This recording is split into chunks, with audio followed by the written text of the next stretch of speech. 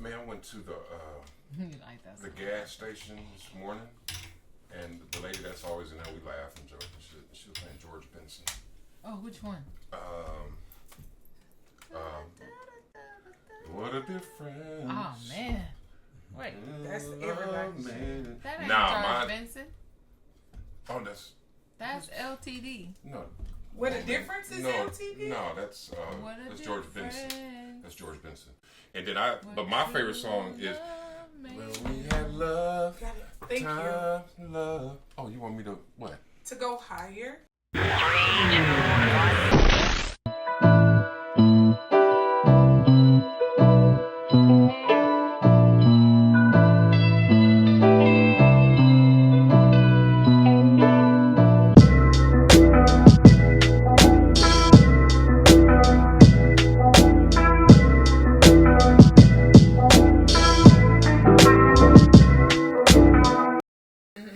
Hi guys, this is Chon. Mel. And Sean P.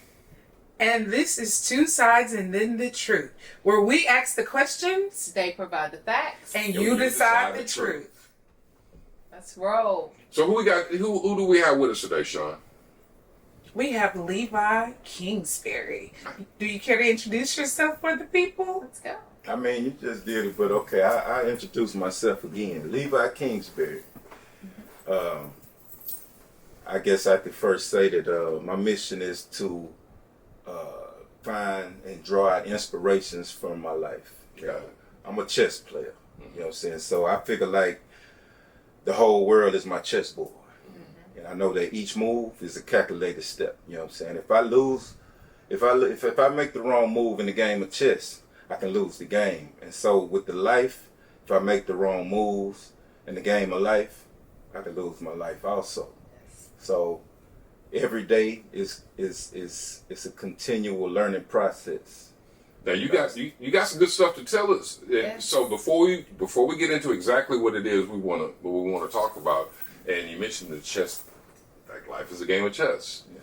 You read 48 Laws of Power and Art of War and things of that nature. That kind of affected anything? Yes, I've read all of those books. Actually, I got at least 25 years of reading.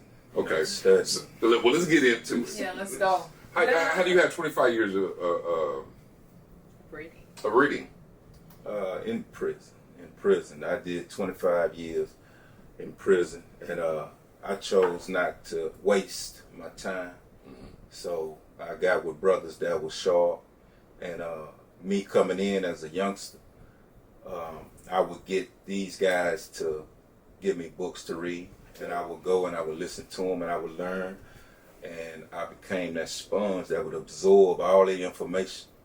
You know, I would let them talk for hours and I would sit there and absorb. Got it. And you know, we're all sponges, and it's like whatever environment that you put that sponge into, it soaks up the environment. You know what I'm saying? So, and when that person or that sponge gets squeezed, the only thing that could come out of that sponge is what was put into that sponge. Absolutely. So it's important that we place ourselves in positive environments. That way we can grow the way we need to grow. So, and I can dig putting yourself in a positive environment and around positive people in order to learn. Mm-hmm. Unfortunately, you found yourself in a not so positive predicament. Yeah. Okay, so let's go ahead and take this from the genesis. Let's take it from the beginning. Mm-hmm. So, you've already stated you did 25 in. I want to take it a little bit further back, way before that. So, there are a lot of factors that determine whether or not people end up getting locked up, having served time, and it's also a whole different ball game when it comes to minorities, black folks, brown people, stuff like that. Some people grow up in great environments, go bad, or make mistakes that land them where they end up. Then you have people that grew up in terrible environments, and they do just fine. So it's really up to the person. But if you can you talk to us about your home life growing up? What things did you experience? What friends did you have? Talk to us about your coming up in that whatever environment you were in and how it led to where you ended up where you were. I mean, my environment was pretty good as far as my parents. It was my decision as far as choosing the wrong path. The wrong path was around. It was around me, but in my household, it was structured pretty good. If you ask me, somebody else see the structure and the way that my family operates. They might think different. But it was my choice. The streets. Fatherhood, I was looking for ways to be a man, at the age of 10 years old. What do you mean by fatherhood? Well, pretty much being a man, like it's, I think most male children aspire to be a man. They start seeing reflections and examples in the streets. Sometimes they see some going to work, and then they make a choice. Our life is pretty much a reflection of our choices. So, evidently, I made some wrong choices that costed me. And but the beauty in that is the lesson. At least I slowed down to get the lesson. Because a lot of folk that have done 25 years or more, they can't make it in the world. They'll get out here and go back to prison on purpose because they felt like the world was too big. And when I was in there and I would see these guys come back to prison, I was like, what happened? And so seeing them come back in was a shock to me. Got it. So I, knew that I needed to prepare way more than they prepared themselves. But we all different, we all different. Some of us, react to certain situations differently. Being in prison, some guys come to prison and they cry for weeks before they finally, start to deal with the reality. They knew reality. They might, they do stupid things. Some people try to commit suicide. Some people put on this tough exterior, Right. And they walk into a dorm. They're really scared, but to someone who hasn't been locked up long enough, they won't know that they're actually scared. They'll come in talking a lot of noise. They make themselves seem a little bigger. Yeah. To Full try to- territory. Yeah. They come in on the door. Who got hands? You know what I'm saying? Who got hands in here? I came in here. I want to know the baddest mother in here. You know what I'm saying? And then when that dude steps up to him, he's like, "I got the hands. What's up?"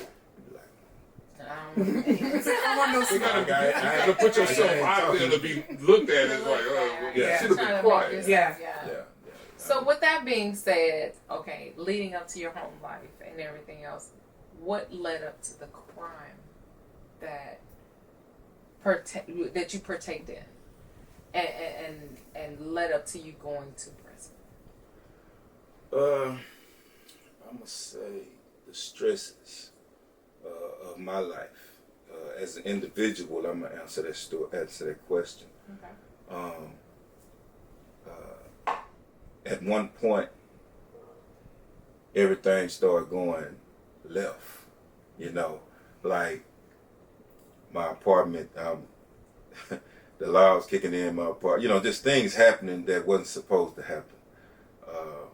My mother ended up getting cancer from me and my girlfriend at that time broke up. Grandma lost her job. I lost my job. Everything was like a downhill effect. Domino effect. So, and my mother had cancer. She ended up passing. So I had to take care of my sister. Mm-hmm. So before she died, she made me promise that I would take care of my sister. I wasn't equipped, as far as, what I needed to have to take care of my sister. How old were you? I was 23. You Well, I was 22 when all of that happened. a kid. Yeah, you were still a kid. How old were you when your mom passed? 21. Yeah. Yeah, 21. And so, all of that happened, and so my sister, we had to go through a custody battle trying to get her back, and it was just a lot of issues. And being that I lost my apartment, I lost both my cars, and things were just going downhill. Things that wasn't supposed to happen happened. Just like what they say, Murphy's Law, anything that can happen will happen. You know what I'm saying? So it was happening. And at a time, at first, when my life was actually going pretty good. But, that's life. And so after that happened, the stress, I went back to something that I was familiar with, which was street life. Because initially I had got away from it. You kind of dabbled in it a little bit, but Yeah. But left it alone. Yeah. And it costed me, It costed me, and I ended up getting 50 years. For what type of crime, though? Yeah. It was an aggravated robbery. you want to talk about that? Elaborate on it, or you're okay with that? I don't care. I'm trying. What type of details would y'all like to know? I mean, what led up to that moment? What led you to say, okay, this is what I'm going to go do? We planned it, and we went through the steps and rehearsed it, just like anybody will rehearse. So, how did that rehearse? Is it kind of like how we were doing earlier? Yeah. With the whole thing, Yeah. the intro? Exactly like that. But y'all sit around and said, you're going to do this. Everybody had a A role. role. To play. And I mean, I say all the time, I'm guilty. I own up to it, and I have accountability for what I did. But then it's time to move past that. Yes. But when we were in a van going to do the robbery, the first time we was on our way, there was one individual that we gave a gun to, and everything he said was the wrong thing. So he was saying like, "Man, I want to smoke some weed. I want to get drunk before we do this." And so I was like, "Nah, we can't do it sober. We ain't doing it." Yeah. So that was the first indicator. So after that, he gave him the gun. He's holding the gun and keep looking at it, and he say, "Man, I wonder what it feels like to shoot somebody." Like, yeah, let's take this nigga home. This is going Yeah, down exactly. from there. That's exactly what happened. Yeah. This is I going told downhill. my partner, I say, turn around, man. We're gonna drop him back off. Yeah. Because we're not trying to murder nobody. You know what I'm saying? Most black crimes, not all, but most black crimes is revolved around currency. Money. Trying to get some money, thinking that this decision will make my life better. Yeah, ain't nobody out there literally trying to go out and kill No. somebody. Right. No. Unless you crazy. So y'all, But we have our fair share. So, Y'all had to take dude back home. Yeah, we had to take him back home. That ain't what we was trying to do.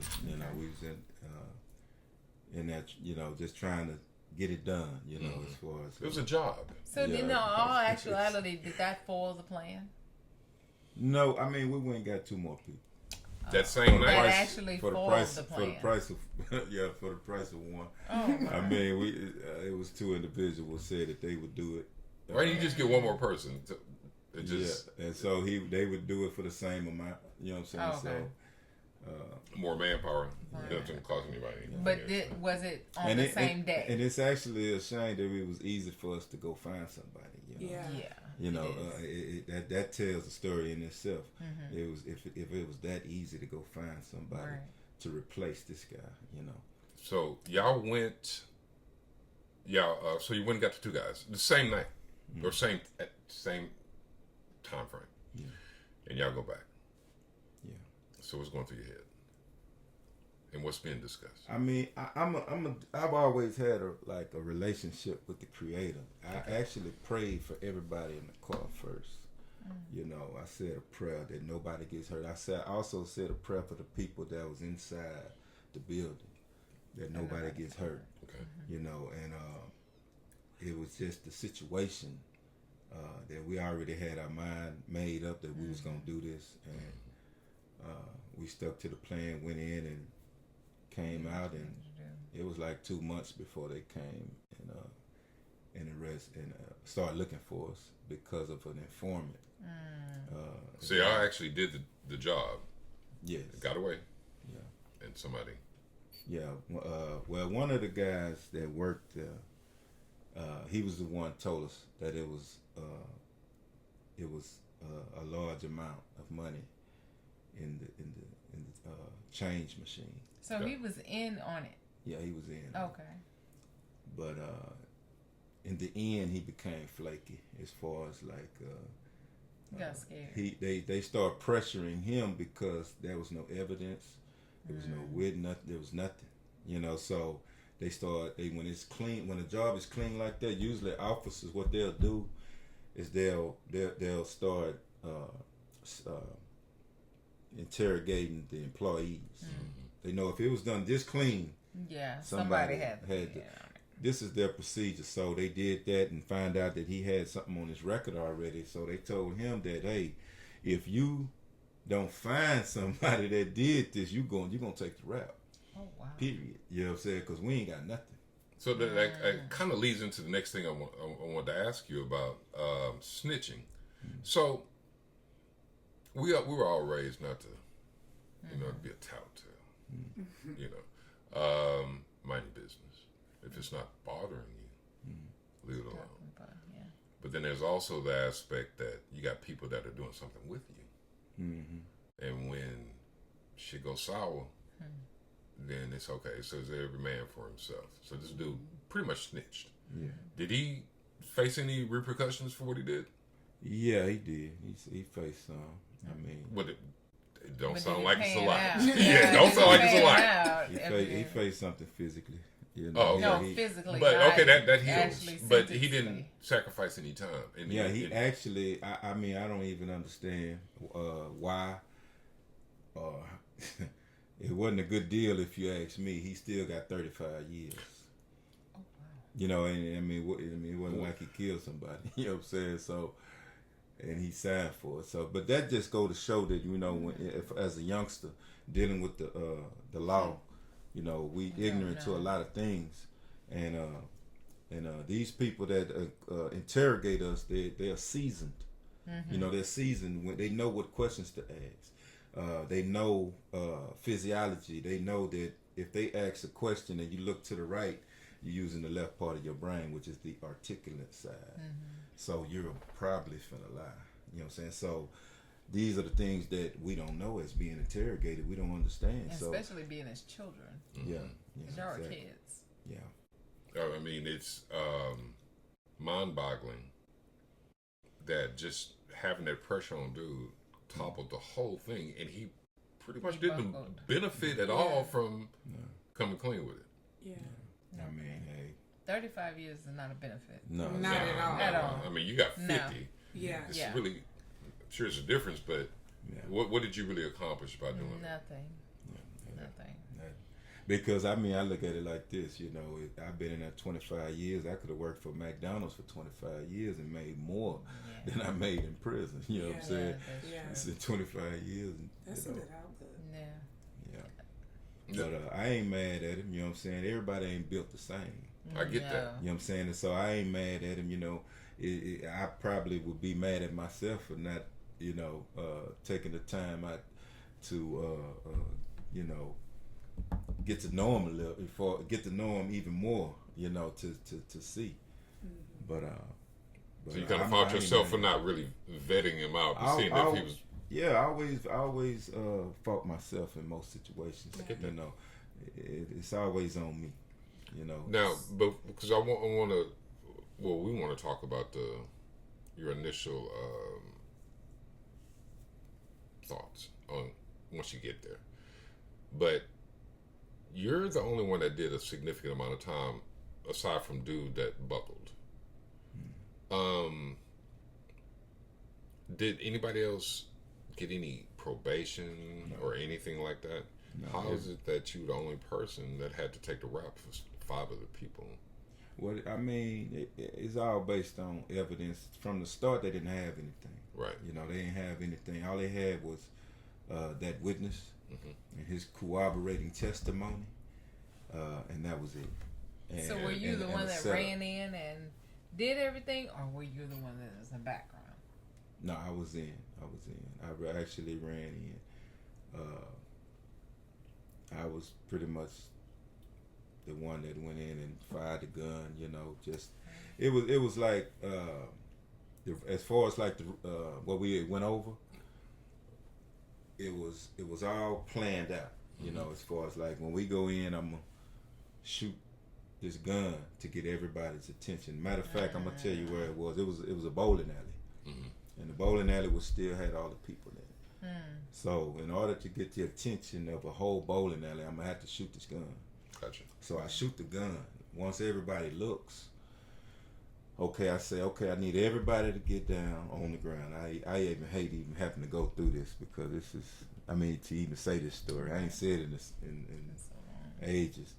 But everybody, you know, get down on the ground. You know, take out all your belongings and stuff like that, and have them in your hand. You know, hold them up, put your face down. If I see your eyes, just as a threat, if I see your eyes, I'm gonna kill you. And the trick to make everything work was, there's a guy like right by me, and he's not looking up. He's following all the orders. But what I did, and I thought I said nobody's supposed to be looking. And I would grab him. He said, I wasn't looking. He wasn't looking, but I put him all the way to the back. And I shoot the gun. Boom, I don't shoot him though. That's to get everybody's cooperation. Yeah. So I said, anybody else want to die? Anybody else want to die? So now people They are not comply. trying to do it now. Yeah, they're just handing over everything now. Yeah, and then the last shot, they knew how many times I was going to shoot the gun. The last shot was, I don't care what you're doing, it's time to go. You know, when I shot the last time. And, you know.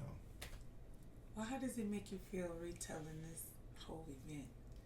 I mean, I really didn't enjoy that. I really didn't enjoy that at all, telling this story. Yeah, I mean, especially because I feel like I done evolved and morphed into something else. Yeah. Of You know what course, I'm saying? that's who you used to be. You know, I That is transformed myself. You know, Yes. I did construction on myself for all these years. You know, and to have to relive and tell that story. You know, I mean, I get something out of it too. You know, just telling the story. But it I is- really think someone that's listening will get something out of Absolutely. you telling this story. Yeah. Because it's some young man that's out there like, okay, if I do X, Y, and Z, I'll be okay. Yeah. But once they're hearing, okay, man, this is what he did, and this is the small things that he didn't kill nobody. Yeah. And they're listening and they're saying, okay, no, I can't do that. Yeah. I can't do it. So you really don't know even if it's one or two people that you have helped, you help somebody. Yes. You've helped somebody. I hope so. That's actually my mission is to, you know, lace people up with, you know, just some of the isms of life as far as Right. like, you know, what could happen or what did happen is not worth it when you weigh the pros and cons. Yeah. The risk know, versus Yeah. benefit. You know, benefit, it's not there. But if that person, like I said, the sponge, if he's soaking up what's around him, then he doesn't know how to make intelligent and conscious decisions. All he makes his decision based on what he soaked up around him, you know. So I guess that's what pretty much we need to do. Just choose strategically choose our environments. I get that.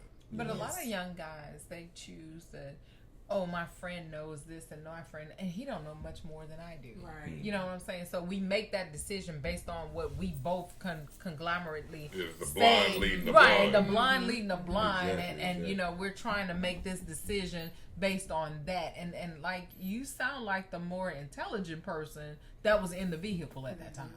Because everybody else was like, well, what we gonna do, or what we gonna say, or Almost "Nah, like you I'm should have gonna-" did it by itself. Right, you should have did it by yourself, and you probably would have gotten more further. Not saying that it was a correct crime, but I'm just saying that you probably would. Less people would have probably gotten you less time. I don't know. Possibly, I don't know. or even not caught. But still, Right. you know, all our lives have like things that we have to go through. You know, your life has, you know, the challenges in your life, and they're different from, you know, my challenges are anybody else's challenges. True. So, and then we just have to base it on that, you know, and just keep growing. Absolutely. But as far as like the youth, I mean, especially in like in Third Ward, you know, with the murder rate, the youngsters that's killing each other. A lot of them was in prison with me, you know, and I mean it's crazy. The youngsters that's out there now. Yes. There's still some of them are still out there now, and some of them was in prison with me. You know, one of my closest little proteges, he was you know, he had a murder case. He killed somebody, bonded out on it, and killed somebody else. Oh, wow. He get 12 years though. You know? For killing. So I'm trying to figure out how that works. Oh, I've noticed that there's a kind of an uneven. I don't scare easy, but one thing that scares the hell out of me is the judicial system, especially in Texas, in America in general. And it's not the fear of necessarily being in the pen. I'm sure you get used to it. You know, you got to do what you got to do. Yeah. But the fact that you may be in there for something you didn't do, or you're getting overcharged for certain crimes, Exactly. and they're letting people walk for way more serious stuff, people that should not be. It should not be. And it's just that, so I like to be logical, I cannot find any rhyme or reason in how they do the things that they do. According to the statistics, people that have child molestation cases, they make parole faster and they get less time. So it's like 2 pluses. To me, I feel like it should be a capital offense. Yeah. But I mean, that may be extreme. So, but I also know that if, because I grew up in the 80s, early 90s, before I went to the military. And so I know a lot of people. I grew up with a lot of people that got 15, 20, 30, 40, 50 years for X amount of dope. Yeah, it's illegal. But is it right to take somebody's entire life away for that, and you let somebody that's harming young people that will affect them for the rest of their lives, you let them just walk like that? But I don't want to get too much into that because this is. I want to say this. This is to me. This is really important. I believe that the children should be getting laced up in schools as far as the justice system. Okay. Kind of knowing how to deal with them at an early age. You know, even though they're not driving the car right now, but prepping them.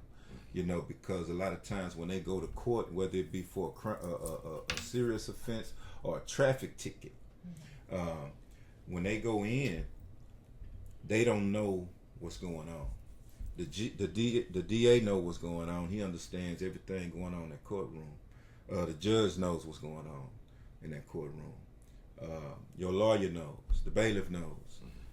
So, as a youngster in the courtroom, we the only dummy in the courtroom. We don't know what's going on. You know what I'm saying? But this whole proceeding is about me. And surrounding you is all around you. It's like you're in the center of a hurricane and you're not even involved. It just, I'm going to sit here and I'm going to wait and see what the results are. Right. You don't know if your lawyer is selling you out right in your face. You know what I'm saying? Because the words that are used in the courtroom are different from the words that are used on the street. You know, so like, say they call them legal leases. Legal leases, like the word understand. The word understand, in what we talking, it means do you comprehend? But in the courtroom, it means do you stand under me, my authority? It's a whole different meaning. Gotcha. So when you first come to court, the DA is going to ask some questions.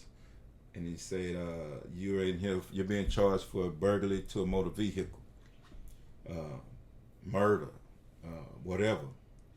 He said, then he'll say, do you understand the charges that are being brought against you? Now, in that sentence, it seems innocent, but what we don't know is that actually this is a setup. A lot of times we'll say, yes, I understand, but the answer should be no, I don't understand, and I don't want to participate in anything in this courtroom. and his way, and they have people that have took this approach, and the charges was dropped. I've never Murder cases, all Never types of heard cases. that. Me Yeah. either. This is the type of law that I used to teach and study in prison. And the books that I used to use, they took those books out the prison. I know at least in Texas.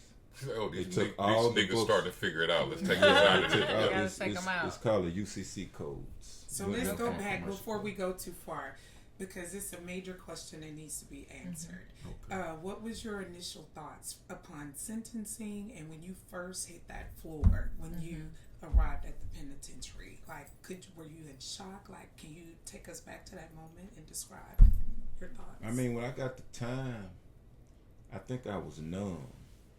You know, I there's no feelings. You know, like I say, everybody responds different. You know, some people might go crazy. You know, but I might not show it, but I'm turning flips on the inside. You know, in my mind.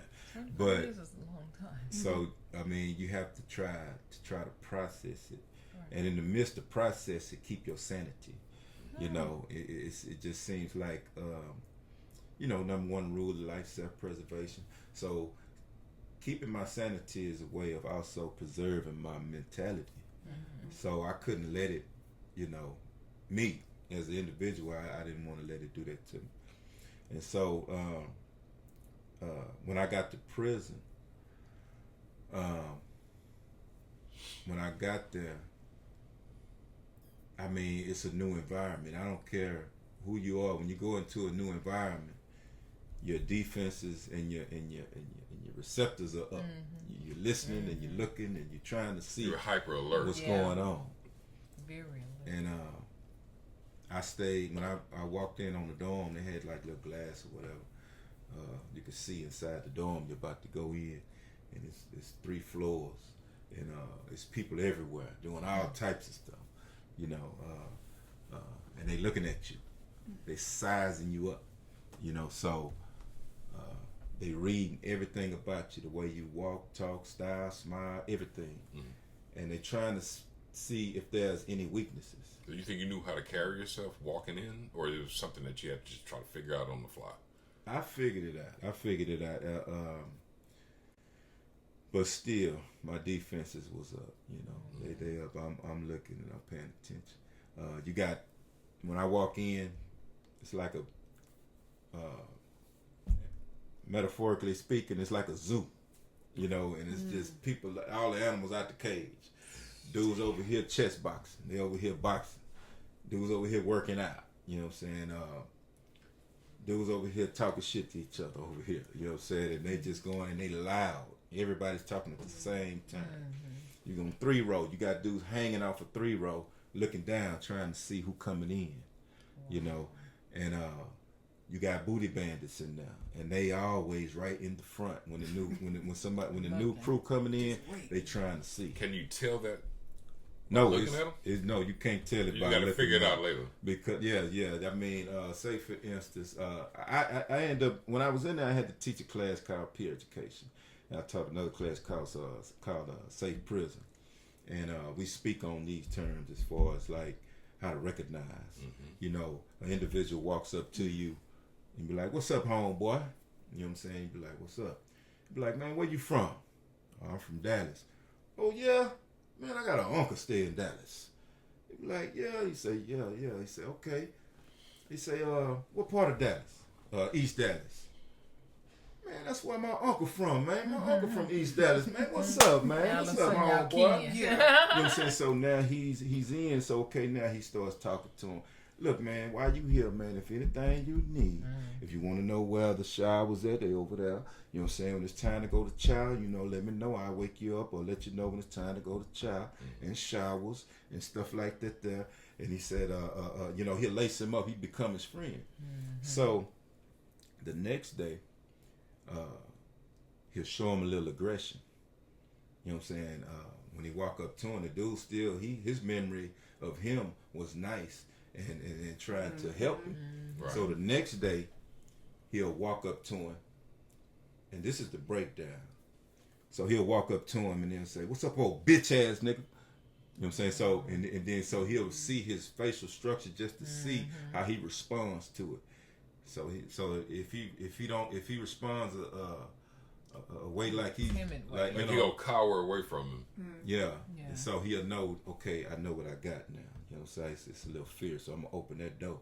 But if he don't respond with anything, or the booty bandit or whatever is unsure, he'll stop and he say, "Man, shit, man, I'm just playing with you, man. What's up? Yeah. He needs to see I'm just first. playing with you. Damn, man, loosen up, man, loosen up." You know what I'm saying? I'm just playing with you, man. You gonna have to get ready, man. You know what I'm saying? You got people gonna be looking at you. You know what I'm saying? They letting him know. You know, so that's just one of the breakdowns. You know what I'm saying? Sometimes it's a bigger guy. What he'll do, he'll send a smaller guy to him just to fill him out. Go find out where he's from, you know, what he about, how much time he got. And then the other guy that's really gonna go in, he'll have information. So boom, they working together, and it could turn into something pretty ugly, you know. Quickly. Yeah, but you know, what a shame was is when I got there, a lot of the guys that I went to school with that I hadn't seen in years was right there, Class reunion. and I was Are they the same people when they were out? That is somebody that you can actually vibe with, or be around, or are they different now that the circumstances have changed? Oh, and there? Yeah, so they've already been in there. Yeah, When you're coming in, are they different people? I say about the same, you know. Okay. I mean, to see a familiar face in an uncommon place, I mean, just to see somebody that you know what I'm saying, Yeah. because you don't know what's next. And this is a person that I can actually talk to and get the truth about this prison and how things are going. He gonna lace me up, say him over there, he's a booty bandit. Stay away from him, man. You know what I'm saying? And this one over here, he ain't nothing but a con artist. You know what I'm saying? Watch out for him. And now, oh man, that one now, he's a roach. You know what I'm saying? He gonna come and borrow every day. You know what I'm saying? He gonna borrow a pen. Well, they got them in there too. Oh yeah. They got them out here? Yeah. Yes. Yeah, they hey. But yeah, this it's eventually I stumbled upon some brothers that was pretty educated, you know, and I'm a sponge for knowledge, information. So I went to the yard with this one brother, Khalif, as I could say his name.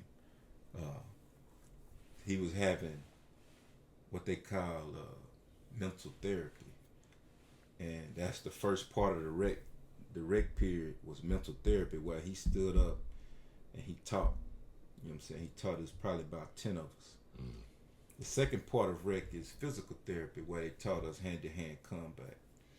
And but the first part, he would be speaking, and if he asked you a question, because you know all of these guys that was here was his students, except I was the newest one. Right. And so he would ask a question. He'd be like, "How many chromosomes do it take to make a man?" You know what I'm saying? It did. And so, you know, a man or a woman, really. So if that guy didn't know the answer, he said, "Give me 50 push-ups." So you know what I'm saying? It was like Even if you got the answer wrong, there's benefit to it. yeah. When I was there, like the second day, it was a friend of mine.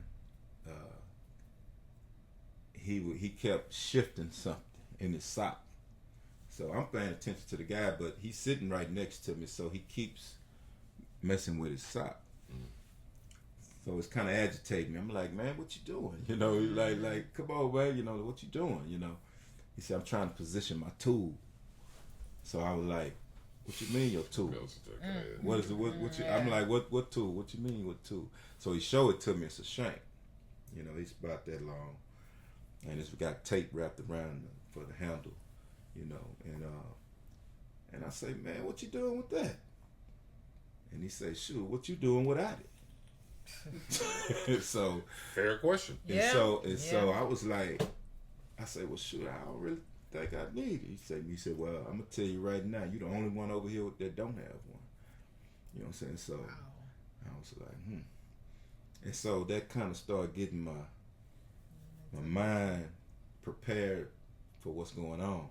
I said about the third, maybe the fourth night, a friend of mine, we used to talk every day, and it was rack time, and everybody go in they cell, and I'm in the cell with an old school guy.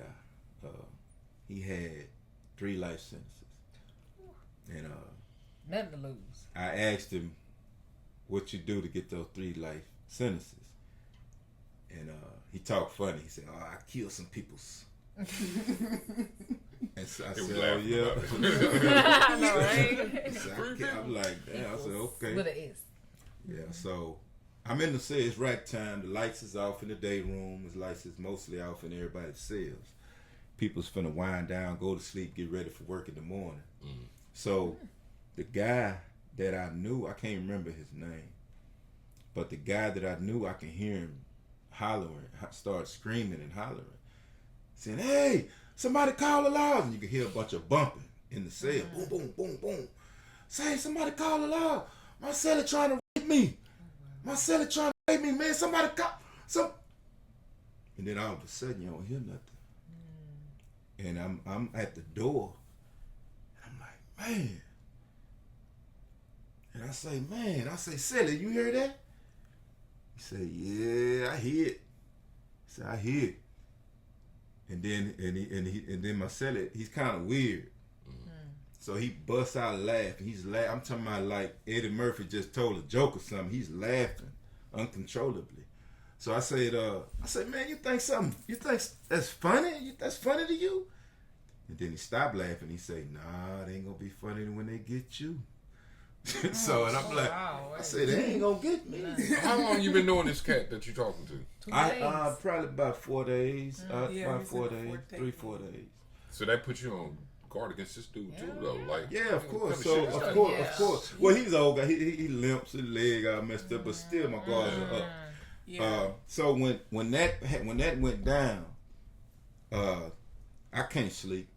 I'm laying in the bed, and I'm figuring out a way. If I ever was in that situation or predicament, what would I do?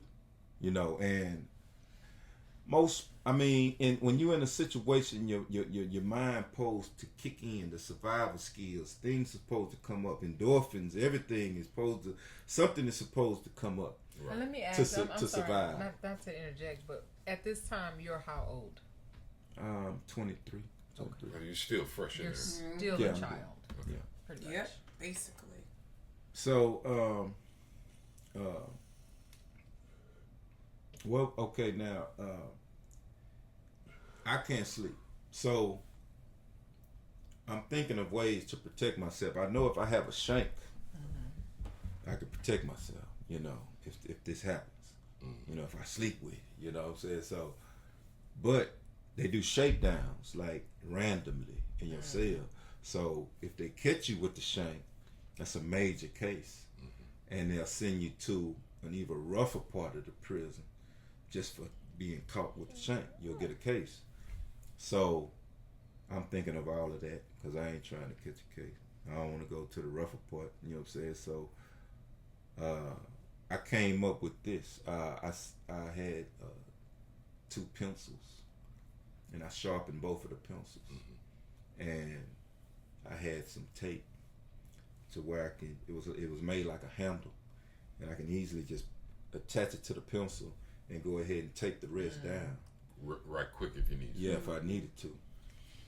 And so I did that, and so I would literally sometimes sleep with my pencils under the blanket like this, and I had planned everything out of my head in case it did happen.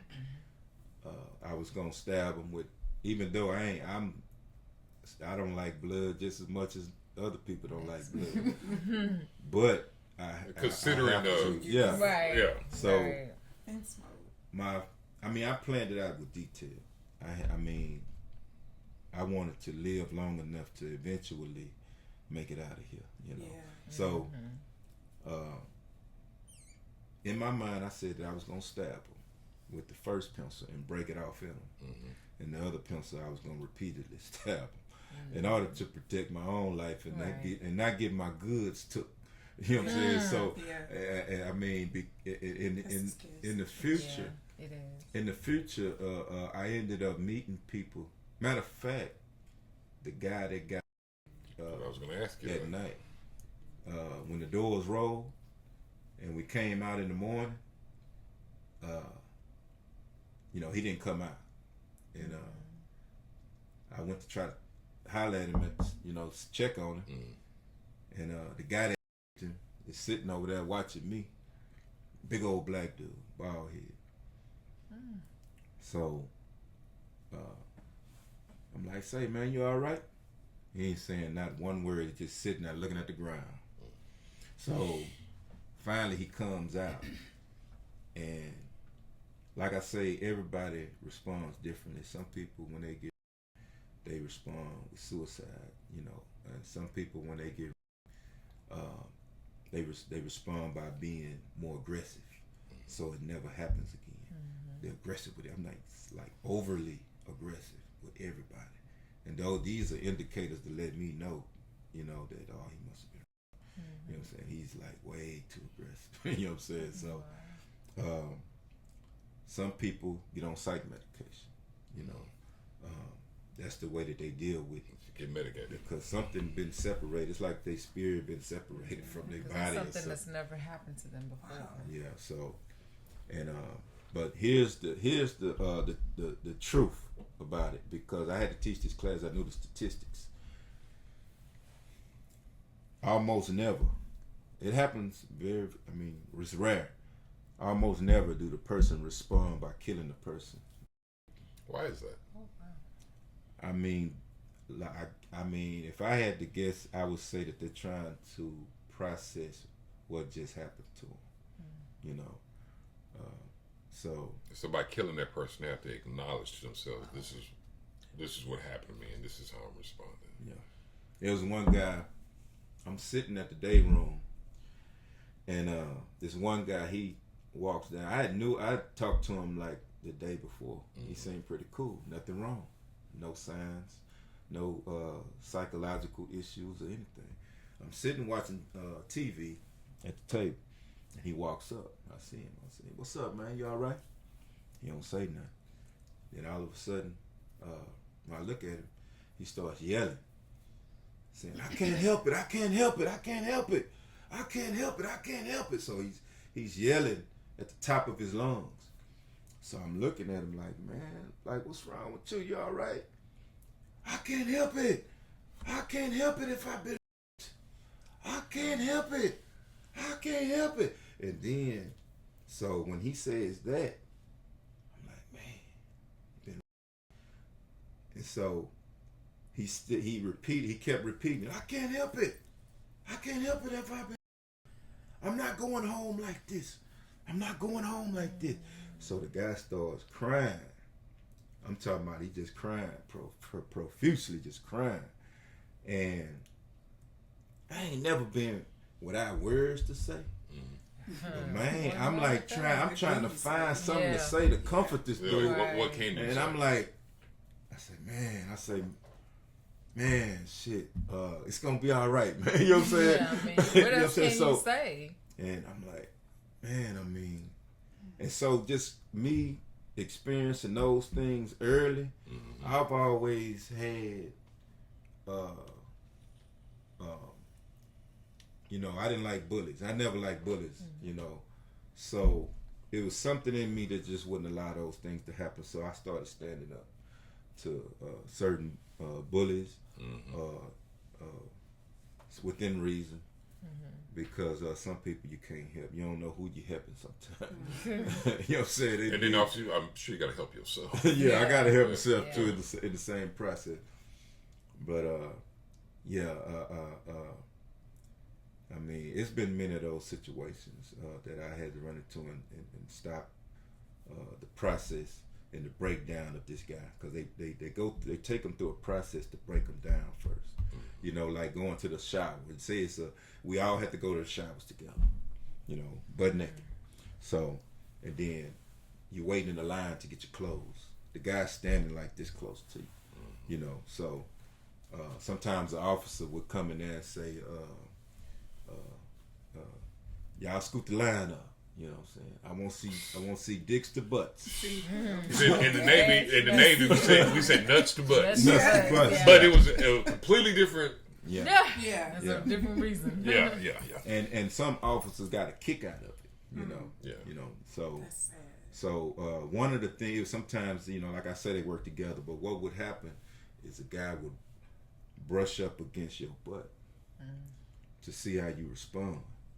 If you turn around with aggression, man, my bad, he gonna say my bad. But if you don't turn around and say nothing, they know that you just terrified and scared. You don't want that smoke. So now I know that he's scared, so I better go ahead and get him while he's scared. Is he just scared or he like it too? Well, One or the other. I even people that are gay that come in there don't want to be. Yeah. You know, they That's say, true. That's Yeah, a because I mean, a man violation. just Yeah, like that's a a woman, violation, she yeah. likes men, but she doesn't Right. want a man to. Exactly. Snatch it from her. Exactly. Yeah, it's just. yeah. That's So we've consensual. definitely spent a lot of time definitely giving the youngsters and the elders a view about sexual assault. What about physical assault? Have you seen like them being jumped on for as physically attacked? And what would cause that? Like, what are some key things that you can do to get your ass whooped? Yeah, there you go. That's it right there. That part. I mean, it don't even take a lot, honestly. Especially if you're if you're in medium custody or closed custody, you're dealing with a different mentality in that part of the prison. Then you got population. You know, population is a little bit more. These guys are actually trying to make parole. You know, actually trying to go home. They're gonna behave a little bit more. A little bit. It still goes down, but Right. still, they're trying to stick to their plan is going home. But physically, yeah, there are some physical, a lot of physical. It can be a guy just, you know, like you might just look at him the wrong way on the wrong day. You know what I'm saying? He'd be like, man, what you looking at? You know what I'm saying? And a fight will start just from that. You know what I'm saying? Then you have, the Mexican gangs to where the Mexican has to get down with one of the gangs. The only way out is to accept Christianity. They would, for some reason, they would allow them to be a Christian into or some religion to where you can do that. But if you're not one of those, then you have to get down Mexican Mafia, Texas Syndicate, Tungo Blast. You're going to have to get down with something. You have to choose one. You don't have a choice. So, and it's going to be rough on you if you don't, you know. That's So, crazy. That's really crazy. and even for the men, matter of fact, like I said, a lot of my friends was in there. So the north side of Houston was deep inside this unit, which was the terror unit. The north side of Houston was deep in there.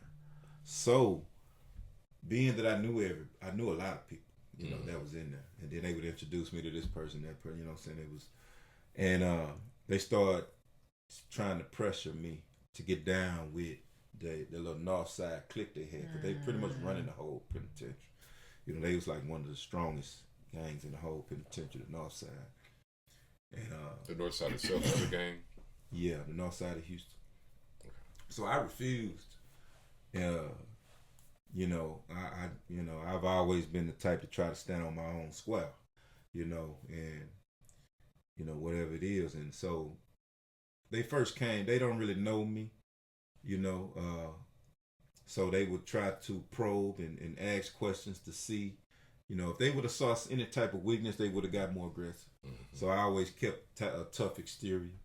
You know, I wasn't bluffing, and you know, I was gonna do what I had to do to protect myself. I wasn't bluffing at all. But you know, in order to get back home in one piece to my family and friends. But they would ask, you know, just certain questions just to see what type of person they got. you know. And That's crazy. so in my situation, they were trying to get me to be down with the Northside Clique, and I didn't want to do it. They would ask questions. So what you gonna do if somebody click on you? You know, I'm afraid the whole clique by myself. You know, I'm gonna do it by myself. You know what I'm saying? What if they try to backdoor you, meaning that, you know, you fight one person. As soon as you fight him, You gotta fight the here next come person. another. Right, yeah. You got, it's like 10 of them in line. You got to fight. You can't get tired. You know what I'm saying? So, and they could ask me those type of questions just to see my answers. And I would always stand on my own square. How this time. resolute you was in what you were saying. Yeah. You're gonna stand on that. Yeah. So, I mean, I never did have to. I mean, hey, the one of the guy, he was the leader. He really cut it for me. You know, we just, we just click as far as just talking. He's a pretty cool dude. And one day, I'm in the front. We watching TV. Game was on, and I can hear he in the back day room yelling at the top of his lungs, saying he's just talking noise to the air. He ain't putting no name on it or nothing. He talking to the air. But for some reason, I felt like he was talking to me. So Is that how you felt that day? Yeah, I really felt he was talking to me. He's like, you know what, this nigga talking. Yeah, he he said, talking to me. Yeah, he going off. He's talking about, yeah, he said, I beat this motherfucking ass. I don't know who he think he is. He said, shit, he just going off, right? So I said, man, I think that motherfucker talking to me, man. So my partner dude sitting there, I said, man, I think that motherfucker talking to me. So now I'm getting upset because I keep hearing him. Now I'm getting upset. My homeboy, the guy that I was talking to, he been down way longer than me. He said, look, man, if he ain't put your name on it, sit your ass down and don't worry about it. I say, but man, shit, man, I think he talking about, it was like something, but I did the right thing. I didn't say nothing. They called Chon at the door. Everybody leave. The guy that was talking to Noah was still there. I was still there. So I don't want to say his name. I sure won't say his name. But he really good people. I ain't really got nothing against him, really. So he went to the water fountain. I got up from the table, started walking back there towards him. I said, what's up, man? And he say, what's up, man? And he shakes my hand with a smile on his face. I said, man, I don't know why, man, but I felt like you was talking to me. And he said, I was talking to you. And I said, oh, yeah? He says, I said, what if I'd answered it? He said, well, we'd have been fighting. He said, you wasn't supposed to answer if I didn't say your name. I said, but what was it about? He said, I'm protecting my investment. He said, well, it was a guy that I had got into it with that was trying to get me to be down with the Northside Clique. And he asked me one too many times. And I just big-faced him, just trying to get him off, like, quit asking me that question, because I told him many a times to stop asking me to be down with that. So that was the end result. So when I big-faced him, he went and told the leader. And so me and the leader, we was cool. So, and that was all about. The leader was just trying to protect his investment because the guy had money and he got to eat every night. He got to eat every night. So he's, that's his. So your spider sense, pretty much was good. Like, yeah, he talking to me. Nah, he ain't talking to you. Like, nah, he was talking to you. He talking to I get that. Levi, talk to us about racial disparities, because upon research, it showed that 3 in 1 blacks will be incarcerated, and they're 5 times more likely to be in prison other than white people, if we were to just be frank about it, and per the statistics.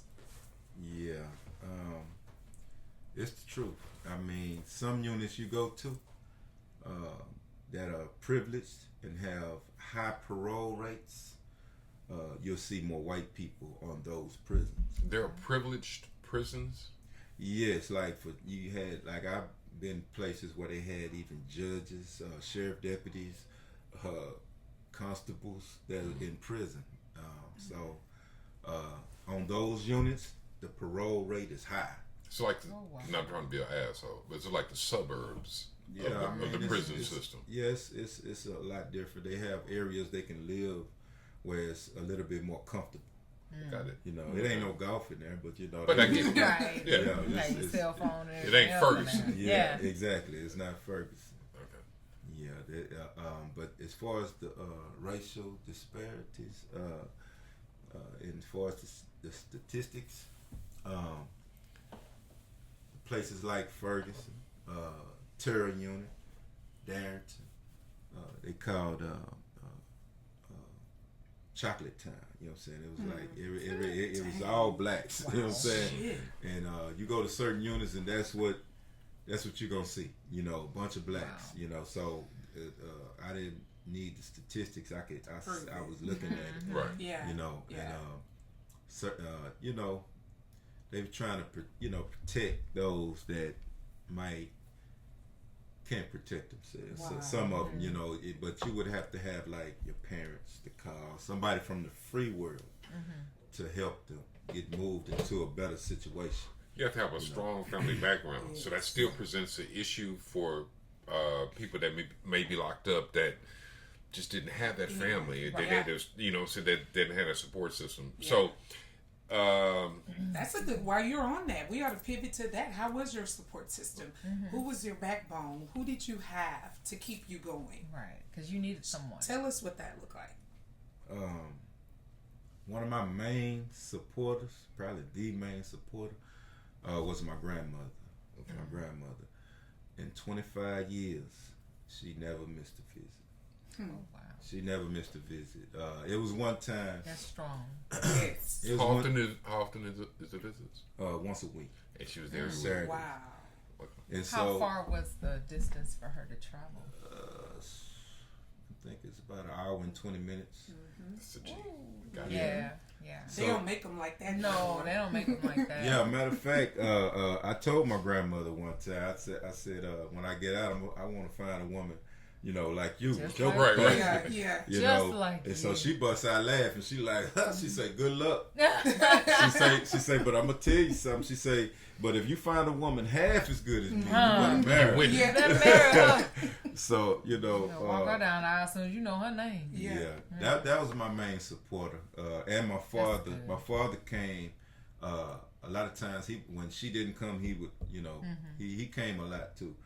And it was one time, all the officers knew my grandmother because she came every week, and even still, being that this is an older person, you have some officers that just, caught up into their job that they would treat her in certain ways. Because we're going to ask about, Yeah. about that So too. say that. Sorry. We're going to definitely Yeah. talk about that. And that really disrupted me. I mean, I would lose it because, hey, that's grandma. That's your grandma. And you Yeah. can't I mean, you can't really act out the way you want to. Right. Yeah. Right. Yeah. Well, shout to Arrie because this is her question. Yeah. Arrie would like to ask you, how was the guards? How did they treat you? What was their perspective on prison inmates that are in the system? Even if they're, there for a reason, they're young, they're old, how did they treat you? Well, Not just you Just to in add general. a little bit, yeah. Yeah. everybody.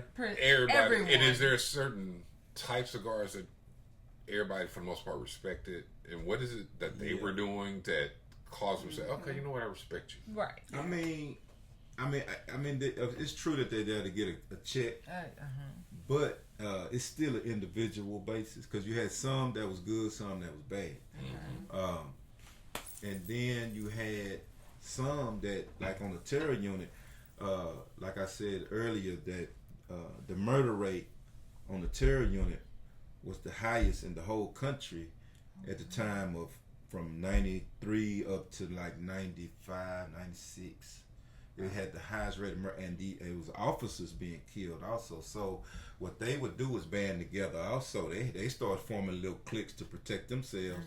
So one of these gangs that they had in there, which was an officer gang, was the Blue Bandanas. So they're The officers? outside of the inmates. There are groups of guards or officers that form their own little clique. Yeah. and it'd be with the sergeant. And mind you that the terror unit at that time, we got to realize this too. It was in Livingston. Livingston was the last place in Texas that they let the slaves go, right? And it's also the Ku Klux Klan capital, of which there has been times where Grandma on the way to come visit me have actually seen white hoods, and it would mess her up because when she was younger she seen those white hoods, but it was even worse back then. Absolutely. So you can imagine, you know, the adrenaline, and then they're all together. A lot of the clans, the Ku Klux Klan or whatever, they was sheriff deputies, constables, and so. You know, one time they pulled her over and just started harassing her, and they knew who I was and everything. When they put, how does somebody out there know who I am? And they just show you how the guards in prison was linked up. This whole group is communicating with each other. So when I gave officers, of which when I first came in, I gave officers a hard time because, like I say, I didn't like bullies, and I would see them bully people. So I equipped myself with the law. I started learning the policy of the unit, and I would know it better than them. You know, so when they stepped to me trying to do anything, you know, I was ready for, paperwork combat and physical combat, whatever came down, because it was times I get stressed and depressed, and I didn't care no more. Also, you said earlier. I mean, you're human. So tell us about the female guards on how they would act. Let's get to the nitty gritty. We talked about the male officers. You know, that never crossed my mind. I forgot about Chon, that. she will act. Yes. How was the interaction with the female guards? And then, pending you being in so long, you're still a man. You know, how did you handle yourself accordingly? I mean, it's between a man and a woman, it's gonna be that magnetism, right? Even though it wasn't allowed. So, many people will find ways. Okay, as far as me. Yes, we're always looking for somebody to talk to, you know, to make the time easy. And they're doing 8 hours, so they trying to make their time easy too. You know what I'm saying? They got somebody to talk to, you know what I'm saying, on their shift. And it can lead different type of work husband. Right. Yeah, absolutely. True. Very true. It can lead to a lot of things. And brothers in there, they would do certain things to get the officers' attention. I bet. You know, of course. When my partner, I ain't gonna say my partner, a guy that I knew, he would put baby oil all over his back. And then he would do like a whole bunch of push-ups. Get a pump. Oh my You know what I'm saying? Yeah. And so here come the female guard to do the count. It's count time. So she coming through. He knows she coming. He and not doing push-ups. And then he walk up and then she say, "Hey, top bunk or bottom bunk?" And he'll walk up to the door and he got his chest all out, you know what I'm saying? He'll be like, top bunk, you know what I'm saying? You know what I'm saying? And so that was better than gunning them down and shit. I mean that's going. Cause you get a charge for that shit. They doing that too. I mean some female officers will let it go down and some of them wouldn't. You know? Gotcha. Got to know who you're dealing with. Yeah. For as me, I never did it. I just had a certain standard for myself. That's just, that's me. But a lot of people did it. It's for, hey. See, I'm silly. I do it for food. Yeah. And real you get close to him, be like, can you please sneak me some Popeyes? You don't want to fuck? No, I want some Popeyes. Some red beans and rice. Yeah. And so while we're on that topic, what about the STDs? Like, was it just rancid in prison, or tell us, from what you know? One of a Mexican friend of mine, he ended up having sex with a guard, and she burnt him. Oh my God. So now he got to go to the infirmary and explain.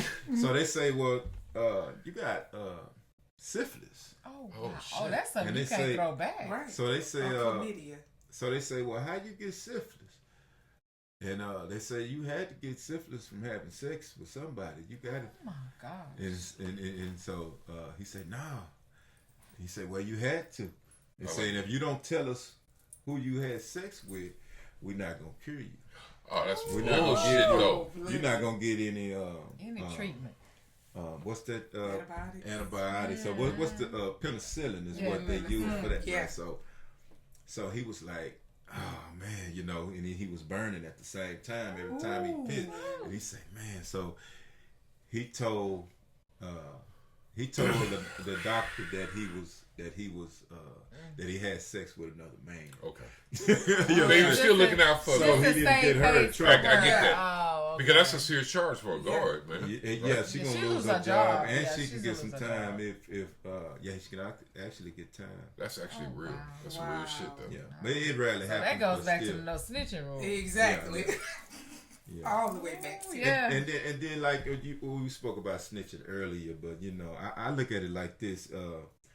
It's like it's an individual thing. Some people can't handle the pressure of snitching. You know, if they used to snitch on somebody. So Right.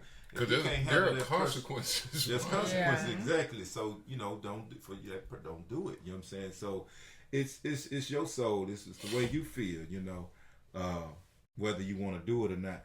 And the standards are different in prison than it is out here. So like in the world, if I see somebody raping a woman, oh man, I'm like, say man, you know. But in prison, it's not cool to speak up when somebody's being raped. Is it ever cool?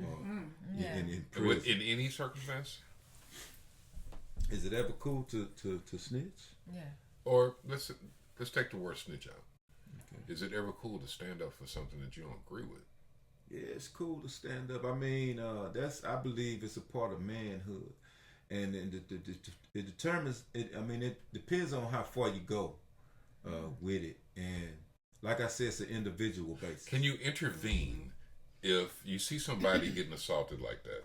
Yeah. Is it bad for you? It can be. It can be. That's why I don't advise it for everybody. You know, because it ain't for everybody. You know, me, I didn't. It's something in me that just responds and don't even think when I see something like that happen. I've had like friends that would be upset with me when I had to go to medium custody at one time. It was a guy that, you know, it was three guys. They was all gonna fight or whatever, and one of them was Black Panther, one of them was Mandingo, and the other one was a Crip. Oh, And Lord. so the Crip is gonna fight the other two guys. He's a big old youngster. By itself? Yeah, he gonna fight both of them. He's good with his hands, so everybody knows. Say, look, man, we kind of want to see gonna- this. he gonna Exactly. fight Right. one. See where this go. Right. So I knew the other two guys.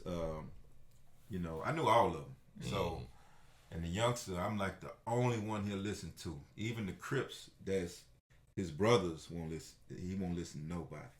And so, I was like the only one he'll listen to, and he wouldn't. This little situation, he didn't want to listen. He said, "Man, I understand what you're saying, but I already put it in the atmosphere, so I got to do it." He said, "If I don't do it, it ain't gonna name. I don't want my name to come back void when it's time to handle business." So he'd rather just go ahead and lose that battle Yeah. than to back out. Yeah. Nah, well, he said I at least need to go a couple of rounds with these guys, because these other guys, one of the guys, he's an older guy, he wasn't gonna be able to do nothing. The other guy, he just can't fight. You know, it ain't for everybody. So he liked his chances. Yeah. Yeah. Okay. So, I said, okay, a couple of rounds, man, that's it. You know what I'm saying? Because these guys can't fight. They Yeah, fight. they So literally kill he you. said, all right, man, all right. So, he went a couple of rounds with him. He dropped, he did him bad. So, in the middle of it, you know, every time he knocked him down, I would come in and I would stop it, you know. So you don't get the stomp. So we go too far. Die. And another time, it was the Crips and the Bloods about to fight. I'm in the middle like this. You know what I'm saying? Trying to, you know, you sit your head down somewhere. You know, so I'm trying to stop them.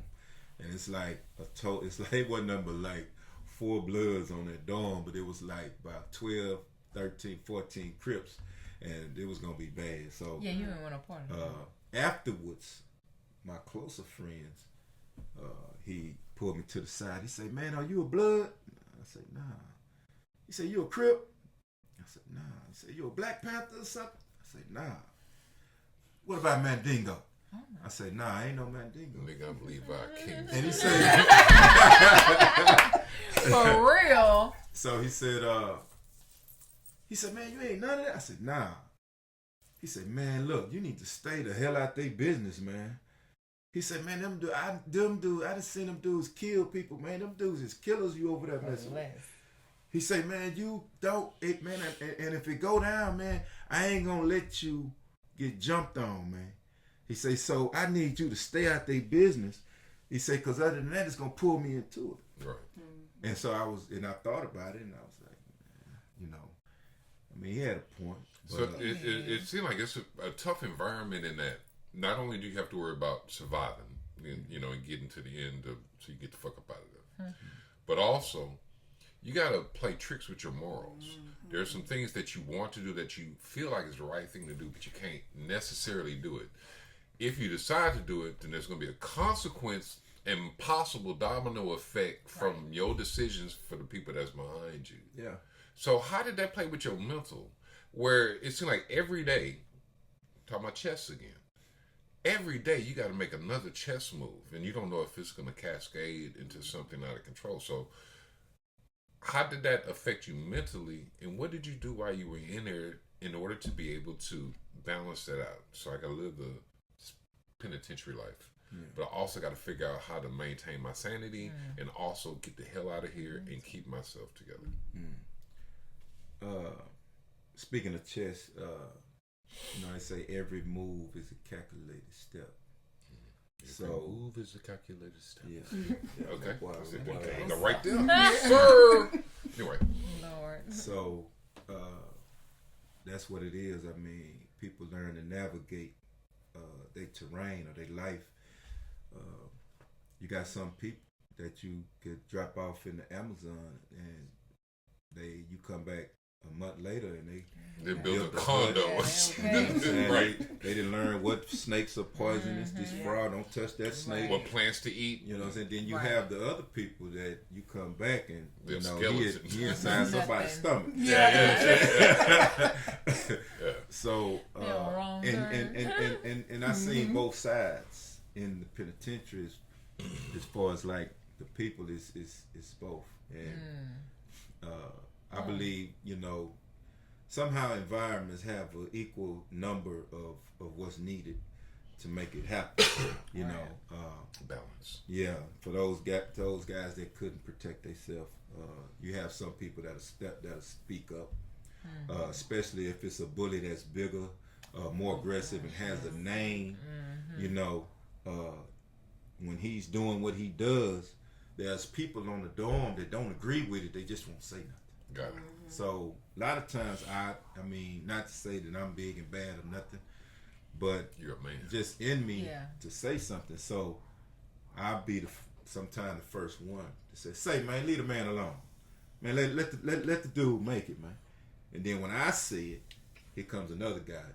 Yeah, man, say leave that man alone. So your word carried a little bit of weight because people respected what you was about. It's not about being a Billy Badass or whatever. It's just that cats can look at you and be like, okay, I respect him because I know this dude's a thinker. He's logical. He's a logical dude. And so does that have anything to do? Does logic or you just being a respectable dude have anything to do with it? Or is it just Wild West?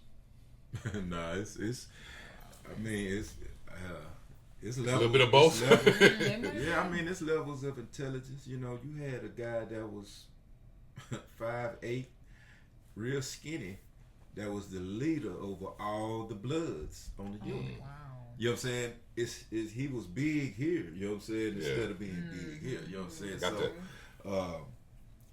that. You know what he had? Yeah, he you know, he exercised his nature, his ability. That was in his DNA to be a leader, you know. So, And we tribal people. A lot of us connect with tribes and connect with certain little groups and stuff like that.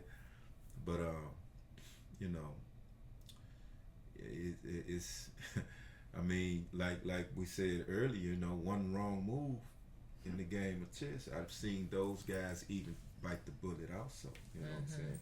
And they make that wrong move. You know, I'm winning. I'm playing chess. I'm winning. Everything look good. I took all his pieces. You know what I'm saying? And then I made one wrong move. Even though I have 3 times as many pieces on the board as he has, I made a wrong move. That's what it takes. So, That's all it takes. Okay. So to prepare for you being knowledgeable, somewhat having a career, what did you do in the penitentiary to prepare you for release? Because you talk about chess always being steps ahead, so I'm more than sure there was preparations on what you did. Like, take us through that. Yes. I say the more time I got, and statistically 6 to 7 years an inmate usually mellows out. You know, they stop, you know, trying, you know, looking for trouble or getting in trouble. 6 to 7 years is statistically the time where they start to try to, That's a long time. you know. So when I got to about that much, you know, especially after I've been locked up a few times where they put me in a hole, it's dark, you know what I'm saying? I'm in there for cussing out the warden or somebody, you know what I'm saying, because of whatever situation. And at that time you were young though. Yeah, I was still young, and those was my ways of venting, you know, to get it out. It ain't good to hold it all in like that. It just ain't good, you know. But those were some of the best of times as far as my growth and development, because being in a dark cell. When you say dark, it's just no overhead light. Ain't no light. The light is on the outside of the cell. So you get like ambient light, just a little something to read by. Just a little something. Yeah. And so, in that cell, there's nobody but you, you know. And at that time, that's who you're gonna have to be dealing with, you know. And I started to think and say, well, I know I got some type of brain or mind or head on my shoulders, but I'm using it to get deeper into the prison.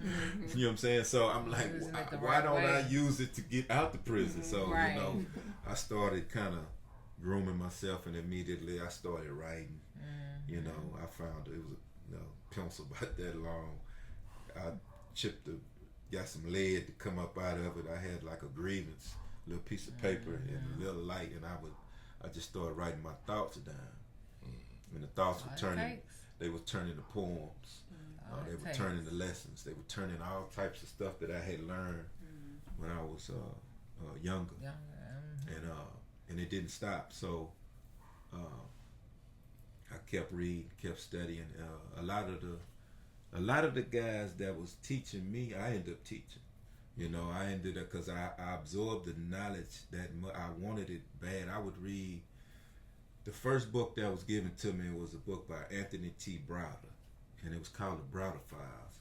And that was the first time that I heard the word melanin. You know, melanin, that's what gives us our skin tone. You know, it gives us our hair color, eye color. Then you got neuromelanin. You know, people with a lot of neuromelanin are able to retain more information and process it and retrieve it faster. You know, so when I read that book, it blew my mind. I read the book 2 times in 3 days. Oh, wow. And this is why you're in the hole? Huh? This is why you in the hole? No. Actually, when I read that book, I was actually out there. I was out So, the hole.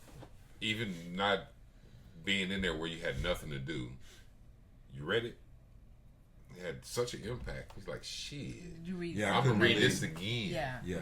Just to get a full understanding. And on accident, I was a Christian at the time, and we was doing our Christian circle, and it's like 12 of us, and a guy named John was teaching the class, but we was there early. He hadn't came out yet, so I had just finished the book twice. Unconsciously, I didn't realize it until I started talking to another guy that was down there, that I was quoting the book verbatim, and I started telling him about the things that I read in the book, and it was blowing his mind. He was like, "What? Golly, this is some deep stuff." And so I kept talking. He said, "Man, you just said that like it came straight out the book." I said, "Damn, I think it did." You know what I'm saying? I'm talking about it. So I'm just speaking. I'm like, man, because I had never ever read a whole book in my life. Oh wow. You know, so that was the first book that I actually. So that was the spark. It was something that interested me because it was about me. Right. You know what I'm saying? It was about my melody. You know what I'm saying? My abilities. You know what I'm saying? It was about the people that came before me that had this melody in them also. So, and then from then on, you know, not just there, I studied the law.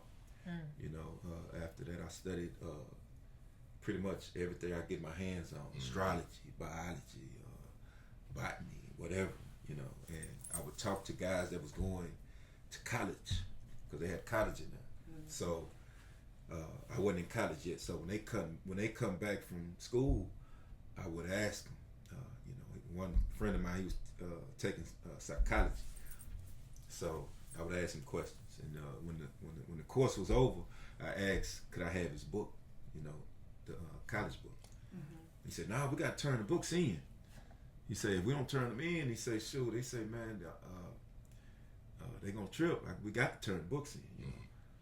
And I said, "Man, I give you $40 for that book." You know, so in the penitentiary, $40. I'm finna say, $40 is a lot of $40 money. is really like $400. That's a You know what lot I'm of saying? money. Yeah.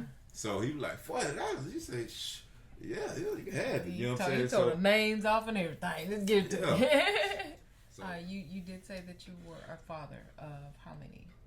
2. I got Two. a son and a daughter. Okay, so how were you going to prison affected?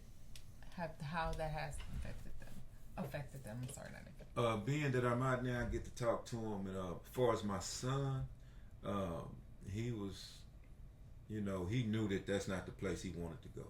Being that I came, you know, it was times where my dad would bring him to visit, you know, so I had a chance to talk to him, you know.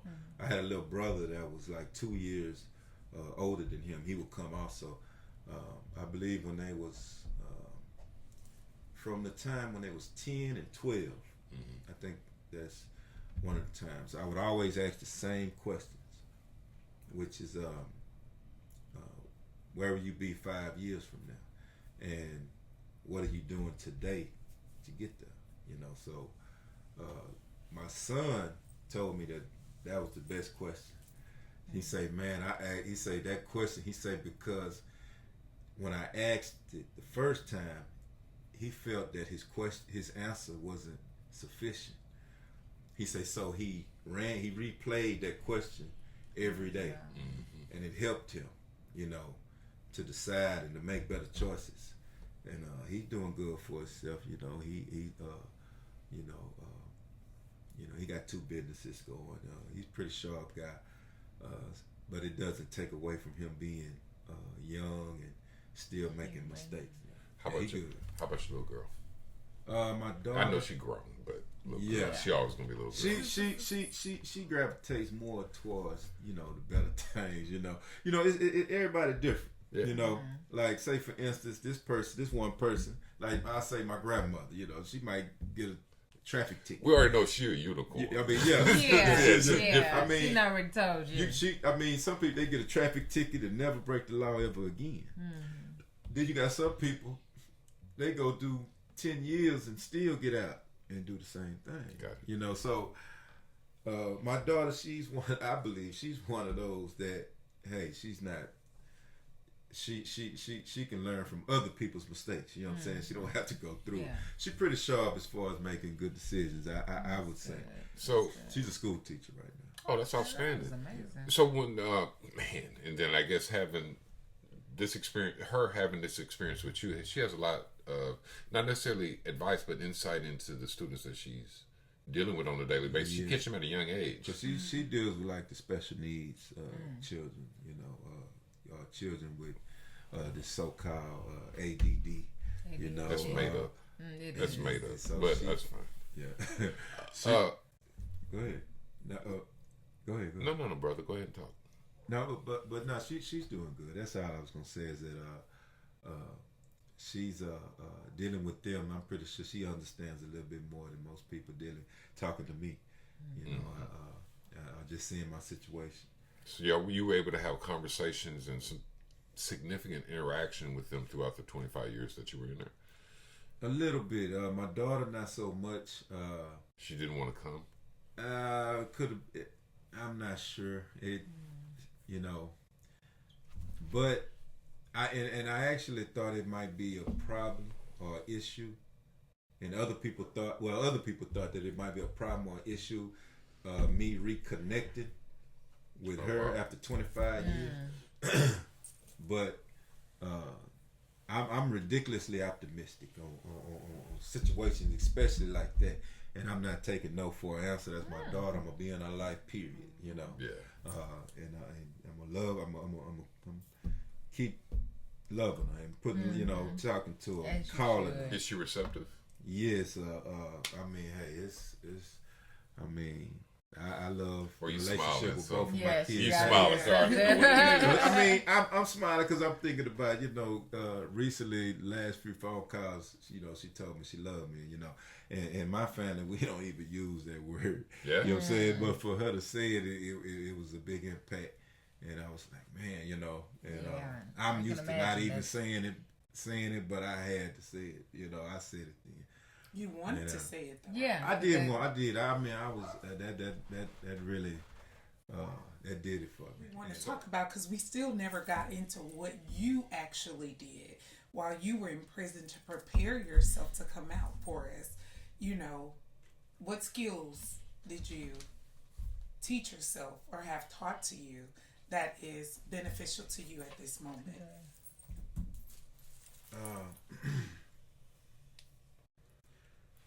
Well, I've been dubbed as, like, when I do like a lecture or a speech, as a good storyteller. So I've had cellies that, when the lights go out, we ain't nobody, they ain't sleep yet. We'll get up and we'll stay up and we'll talk. Mm-hmm. And I had so many stories, and so I would always hear, man, you need to write a book. You need to write a book, man. He said, that's just too much, man. Have you written a book? Yes, Okay. yes. I wrote a book. This is the first book that I wrote. What's the title? Show it to him. The title of this book is called "God Don't Like Niggas." Okay. I love it. Okay. I love the You title. would love that, Chon. Yes. God don't. Okay, now, and it says on the back. It says this book is full of motivation and inspiration. It entails the type of education that causes mental elevation. Here you will learn about the unwritten rules of the games played on your life. Get ready to overstand and receive high degrees. Open your mind. This is a different type of knowledge you won't find in college. Here you will receive the vitamins and the nutrients needed to add real quantity and quality to your life.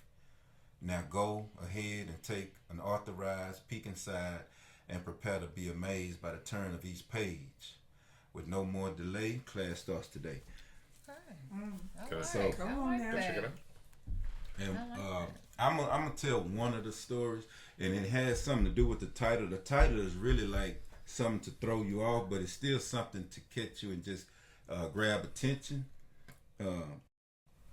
But one of the stories in there that's connected to the title, it's about this guy. I called him the Elmer Fudd Celly. It was a white guy that came into the cell, and he looked just like Elmer Fudd. And so when he comes in, I give him the introduction, and I ask the questions, the necessary questions, to see who I got new in my cell. So I asked him, I say, who you with? You know, see what gang he's with. Are you sick? Do you have any like tuberculosis, hepatitis, things that I need to know about? And he said, well, I got hepatitis. I said, okay, I appreciate you telling me. I need to know that. And then pretty much, you know, now I know that, okay, we're going to have to be real clean up in here. You know, so this guy seemed cool. White guy, bald head, short, pudgy, missing one tooth, blue eyes. Studded. You know. So I'm trying to make him a no, that's statistic Porky too. Pig. Yeah. so I'm listening. So we in there and everything is cool. He's an artist. I'm an artist. So we talk. He didn't have any commissary, so I went on ahead and whipped something up. And, you know, first time in the cell, I went on ahead and fixed him something to eat. We ate, and then, you know, it's getting late. Time to go to sleep. So I get in the bunk. I go to sleep, and something wakes me up. It's about 2:00 in the morning. And I hear some squirming like, So I wait. Matter of fact, he did, but before he did tell me that he has seizures sometimes. Okay. So anyway, 2:00, I hear this noise. I wake up. I look down. He's squirming on the bed, moving around, just squirming. So I say, hey man, you all right? And he stopped squirming and he stopped and said, yeah, I'm all right. So I'm so tired, I don't even ask no more questions. I'm trying to go back to sleep. So I go back to sleep. I hear something again. I wake back up again. And it's hard to wake me up. So I wake up. He's squirming on the bed again. His mattress is coming off the bunk, going on to the floor. He's squirming so much. He fighting. So I wake up and I say, man, what the hell is wrong with you, man? You all right? And then he stopped. He sits up in his bed like this. And he says, it's too late now. So I'm on top bunk. And I'm looking like, what are you talking about? And he said, God is mad at you. So I say, what? He said, God is mad at you. So now I see that I got somebody that's mental. So I start coming down the little steps on the side. And as I'm coming down the steps on the side, he has a whole different demeanor on his face. It's like it's not the same person that came in. And as I'm coming down the side of the steps, he looks at me with a smile on his face. Now just keep in mind, he's missing a tooth. He got a smile on his face. And he's just looking at me. And it seemed like his eyes is glowing in the dark. I'm not lying. So I'm looking at him, and he just staring at me. So I go by the cell door where you go out, and I just look at him and study him. And he said, God is mad at you. So, and I'm just looking at him. I ain't saying nothing. I'm just looking at him, and he said, God is mad at you. And so, and he said, God wants me to kill you. Oh, wait a minute. So I'm like, and he said, and he picks up a pen. It's a pen on the desk. And he said, God wants me to kill you with this pen. And he picks up the pen and he stands up. Let me borrow your pen. No lie. So when he stands up, I had to immediately think fast. You know what I'm saying? I'm like, Immediately. You see Chon gave me I a got- prop. Yeah, Gonna hold it, bitch. So he says, God wants me to kill you with this pen. So I said, well, okay. I said, well, God want me to kill you too. You know, I say, and if you come over here, ain't nobody gonna save you. I said, I'm gonna take that pen and I'm gonna stab you with it. So, cause on the rec yard, when they teach us hand-to-hand combat, they teach us how to take shanks from people. If somebody go to a fight with a shank, it's not their shank, it's our shank. Ours. Gotcha. You know what I'm saying? You don't run from a shank. You run from a shank, you it's gonna turn out bad. Okay. So anyway, It's our shank. so when he steps to me with the pen, I say, well, God want me to kill you too. And I say, and if you come over here, I say, I'm gonna take that pen, I'm gonna stab you with it. So he took about 2 steps and he stops and he looks at me. and then he bags up, and he sits back down on the bunk, and he puts the pen back on the table. I couldn't believe he did it. He put the pen back on the table. He said, "That's all right. That's all right. God will get you. God gonna get you." You grabbed it. You Look, unarm that motherfucker. Yeah. grab and ran. So, Oh my. but I got a little distance from where I'm at, Yeah. and he's over there with the pen. I'm like calculating, can I get to it fast enough? So I'm like, I'm just looking. I'm like, man, I gotta try to get over there and get that pen. So he yells to the top of his lungs, "Ah!" And so I'm like, man, I'm talking about it was so loud it messing with my eardrum. That's how loud he yelled. And he said, "God don't like niggas. God don't like niggas." So Yeah. my partners that's on the dorm with me, that's in other cells, he didn't woke the whole dorm up. So they yelling. I mean they yelling out of their cell saying, Levi, get off of him, Levi.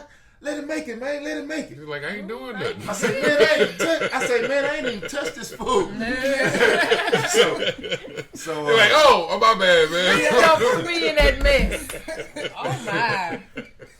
So I say, man, I ain't touched this food. So that's when he yelled. He said, God don't like niggas. So that's when they heard him. They said, oh yeah, we're gonna see how much God like your ass when the doors roll. Okay. You know what I'm saying? Cause now they finna get on his ass. So, and he's just yelling, and he keeps repeating it. He's yelling at the top of his lungs, God don't like niggas. I'm talking about he's really putting energy into what he's saying.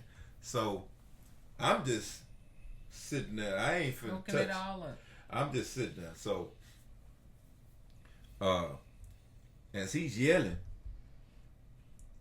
a sergeant and a CO, I guess they heard how loud he was, and they called him, and they came, and they was standing right by the door. They at the back. I got my back to the door, but I didn't even know they was right there, and they listening. And so he said, God don't like niggas. And so that's when the sergeant say, oh, he don't? And then he said, then that's when Elmer Fudd, he said, oh, officer. Officer. I'm glad you came. I didn't keep Oh it saying my. that. Your man I'm that glad one you too. came. Yeah. He said, I was having a seizure in my cell. It wouldn't even help me. Oh wow. And so the sergeant said, you're a goddamn lie. I heard everything you said. So he said, no, officer. No. He said, no, I have my sugar's low. My sugar's low. And he said, I'm not lying. You can stick me right here. And he points this finger. So the sergeant said, oh, you pointing the fuck you sign at me? Oh no, this finger. This is the other finger. He said, man, get your bring your ass out of there. So he took him out, right? And so when they took him out, I'm talking about I'm relieved. I get back in my bunk. I get back in the bunk and I go back to sleep. I slept like a baby. And so that morning it's time, go to chow. Everybody finna get up. Chow time. We get up, doors roll. I come out. My partner's making fun of the situation, They said, man, what happened in there? I said, man, I don't know. And then my partner over here, he's a comedian. He like, God don't like niggas. You know what I'm saying? He's making a joke out of it, and he's all in my ear just messing with me, having fun and whatever. They say, man, he said, man, we thought you was in there beating his ass or something. I said, man, I didn't even touch it. They said, was you scared? I said, hell yeah, I was scared. I said, but I mean, I was still going to I was going to let him get me, but I wasn't going to. So they were like, man, they say, shh, that dude, that crazy. So we go to chow. We come back. When we come back from chow, I'm still tired. I didn't get all my sleep, so I want to go back up there and get some sleep. I go up to 3-row. I go to my cell, and there go Elmer Fudd sitting on the top. I'm on the bottom bunk. I say, man, what you doing in here? He said, the officers, they told me to come back here. I said, nah, you ain't living in here. I said, nah, you can pack your stuff or I pack it. You know what I'm saying? You ain't finna live in here. I said, if I pack it, I'm gonna pack it and throw it over the run. So you can move like that. You can get kicked out of your cell and they will move. You ain't supposed to. But they But if the Regardless if the of force is enough, they gonna leave. You know, they gonna get out. So, I said, "Nah, you ain't living in here."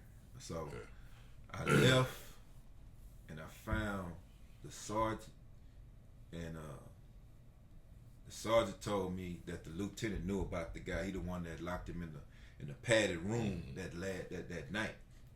So the lieutenant remembered the situation, and he said, "Yeah, that guy's crazy." He knew he was crazy. So I said, "Man, y'all need to come get him out of my cell."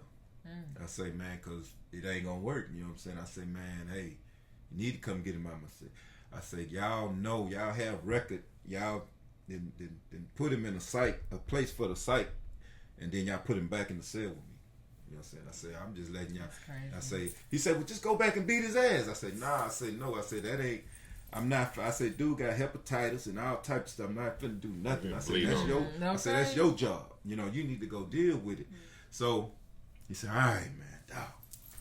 So I go back. Finally, they was slow about showing up. Finally, they showed up, got him out the cell.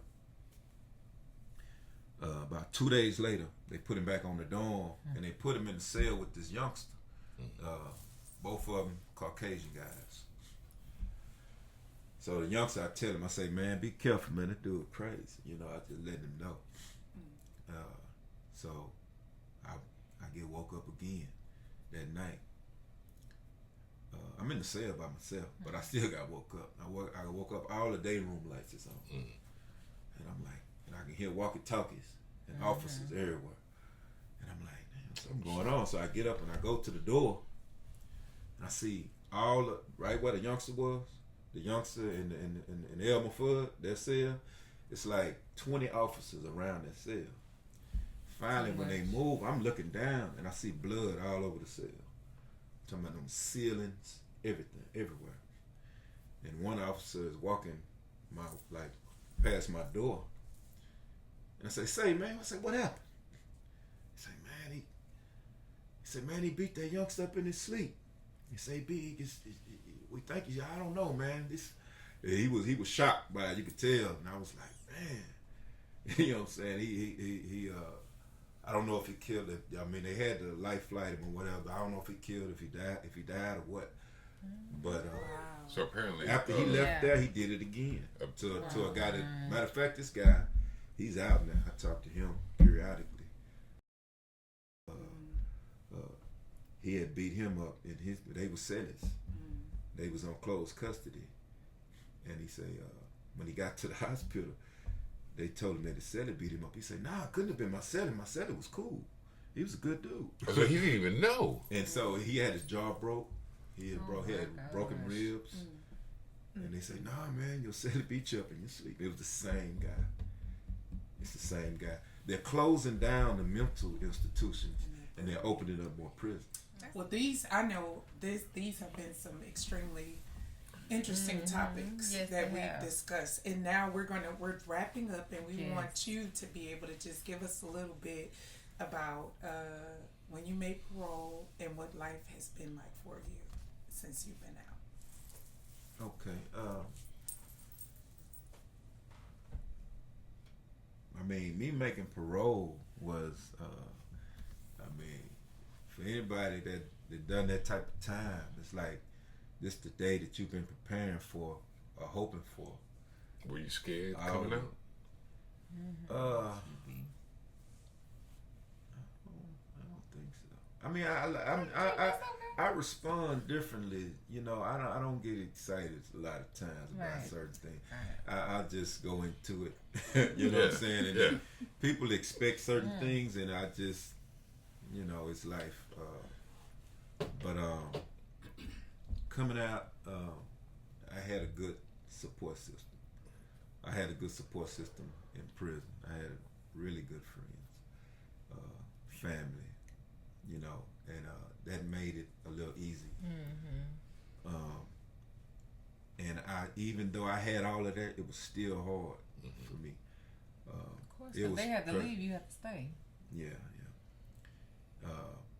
Getting out, doing simple things, trying to get a Social Security card and a driver's license. I didn't have either. I had my TDC ID. That's it.